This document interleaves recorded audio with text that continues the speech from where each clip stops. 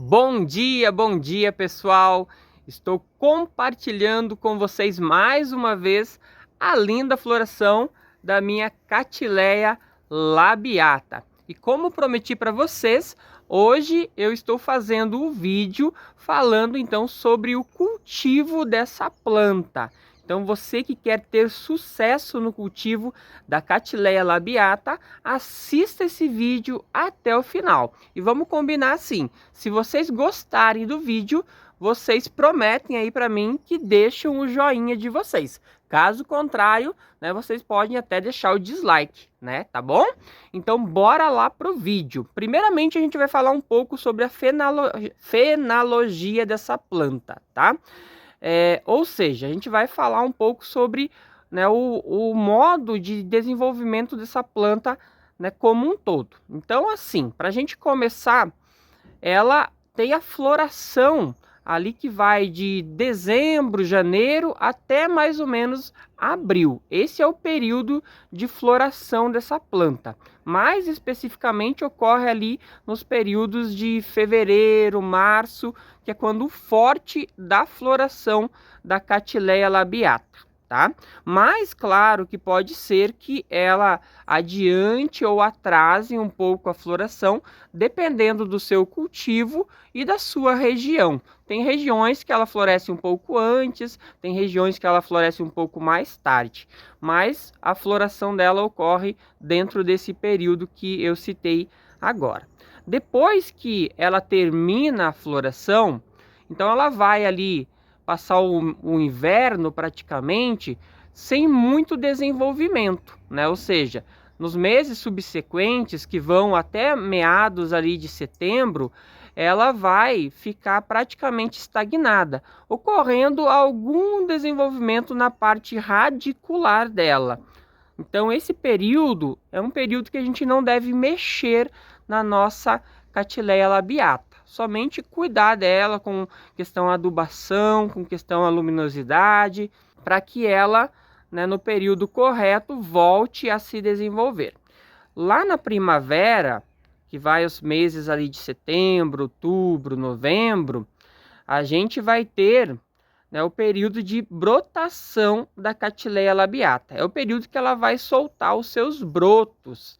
Então, neste período, ela vai estar em desenvolvimento já, né? E neste período a gente já pode, né, iniciar o replante dela, mas não no começo da brotação. Sugiro que vocês façam o replante ali nos meses de novembro e dezembro. Por quê? Porque a Catileia labiata, primeiro ela brota e depois ela enraiza. Então eu sugiro que vocês façam assim, né? Primeiro deixem ela brotar um pouco e depois, né, vocês fazem o replante, que é quando essa Catileia labiata já está com o pseudobulbo desenvolvido e aí ela começa a emitir as raízes. Então a janela de replante, para quem gosta de fazer ou precisa fazer o replante da sua Catileia labiata, é os meses de novembro e dezembro, né? Então esse é o período que você deve replantar a sua Catileia labiata, tá? Fernando, mas nesse período ela já não está com espata, muitas vezes ela já vai estar espatada com o pseudobulbo desenvolvido, mas mesmo assim, se você fizer o replante e cuidar dela direitinho, ela vai vir com uma floração, né, boa para você, tá bom? Lembrando que sempre toda planta que sofre com replante, ela tende a sentir um pouquinho, mas o ideal é você fazer o replante nesse período, porque senão você corre o risco muitas vezes até de perder a sua planta. Então, passando esse período de brotação ali, que é o período da primavera, ela vem ali nos meses de dezembro, janeiro, que é os períodos em que ela vai enraizar o pseudobulbo novo. Então, primeiro ela brota e depois ela vai estar enraizando os seus brotos. Então, é assim que acontece. Tem orquídea que primeiro ela enraiza e depois ela brota. E tem orquídea que ela brota primeiro para depois enraizar, que é o caso da Catileia labiata, tá certo? Com relação à luminosidade, é uma planta que gosta de bastante luz.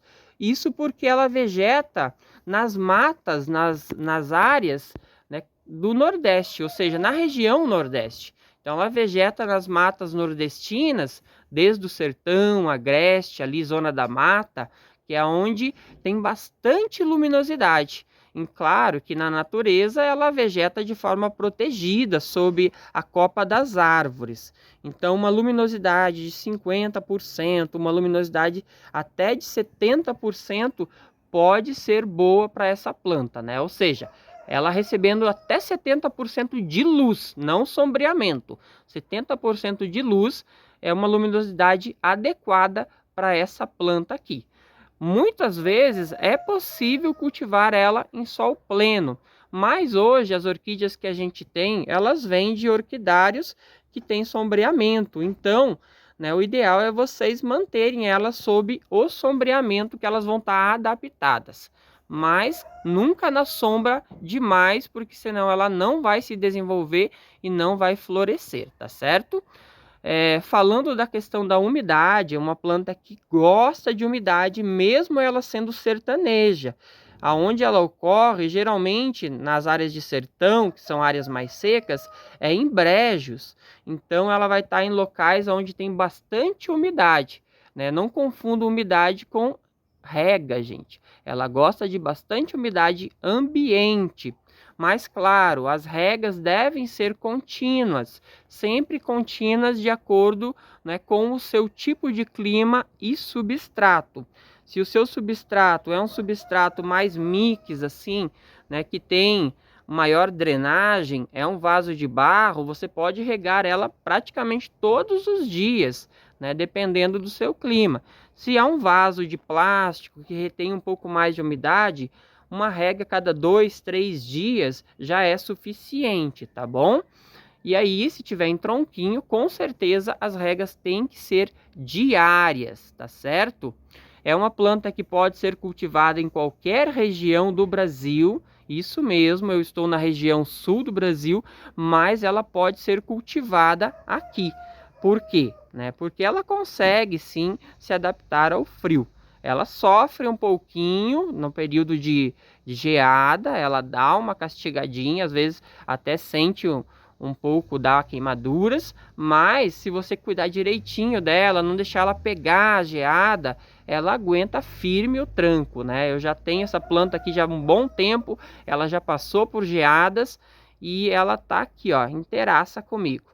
Então, uma planta que é muito, muito interessante para você cultivar, tanto em regiões quentes, quanto regiões frias, regiões úmidas, regiões secas. Diria assim que ela é uma das plantas mais versáteis que temos, né, para o cultivo, porque ela se adapta muito bem mesmo a vários tipos de climas, tá certo? Com relação ao substrato, o substrato dessas orquídeas tem que ser um substrato de boa drenagem. Então eu recomendo um substrato aí à base de casca de pinos, carvão, macadâmia, um substrato que dê bastante drenagem para as raízes, porque elas não gostam de ficar abafadas. Ó, veja a qualidade do meu substrato, né? O substrato já tratado, já está limpo.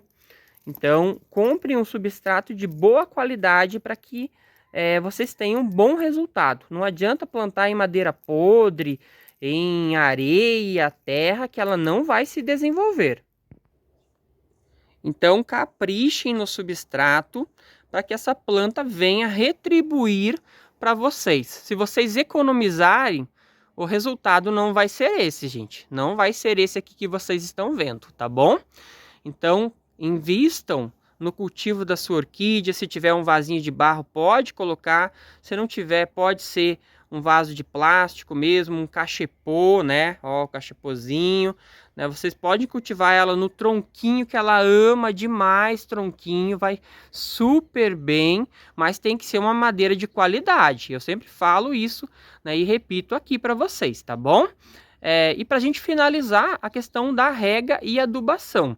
como eu falei já um pouquinho da rega, ela tem que ser de acordo com o clima de vocês, gente. Rega não tem regra, né? Ou seja, vocês devem regar sempre que o substrato está seco. Então, se você não tem muito conhecimento, vai lá, coloca o dedinho dentro do vaso, né? Coloca lá no fundo, né? E aí você sente se está seco ou não. Se o substrato ele é um substrato de maior drenagem, as regas, né, podem ser mais contínuas. Mas se você prefere usar um substrato aí que tenha esfagno, que tenha casca de arroz, aí tem que ser um pouquinho mais espaçada, tá bom? Com relação à adubação agora, para a gente finalizar o nosso vídeo. A adubação dessa planta, ela deveria seguir os estágios de desenvolvimento, né? Então, a gente deveria cuidar da adubação com os estágios, mas muitas vezes isso não é possível, porque a gente tem mais de uma orquídea em nosso cultivo. Então, cada uma se desenvolve de um jeito, cada uma se desenvolve, né, num determinado período. E para a gente poder complementar, fazer uma adubação boa para elas, né, que agregue a todas, a gente deve sempre fornecer macros e micros nutrientes, né? Ou seja, ter não só o NPK, aquela formulação que a gente conhece, 20-20-20, 10-10-10, mas também outros nutrientes como o cálcio, o magnésio, o manganês e assim por diante, tá bom? Então procure um adubo de boa qualidade, de preferência um adubo químico, né, que forneça uma boa adubação para suas orquídeas, uma adubação balanceada. As adubações devem ser feitas ou semanais ou quinzenais, tá bom? E deve ter, como eu falei, macros e micros nutrientes, tá certo?